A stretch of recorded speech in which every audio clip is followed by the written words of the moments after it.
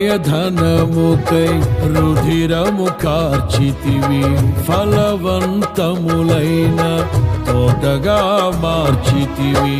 ఫలితము కొరకైన శోధన కలిగినను ప్రతిఫలముగా నాకు ఘనతను నియమించి, ఆశ్చర్యకరమైన ఆదరణ కలిగించి, అన్ని వేళలయందు ఆశ్రయమైనావు.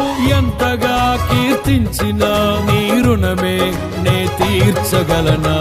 ఇదే కదా నీలో పరవశం, మరువలేని తీయని జ్ఞాపకం. నూతనమైన కృపా, నవనూతనమైన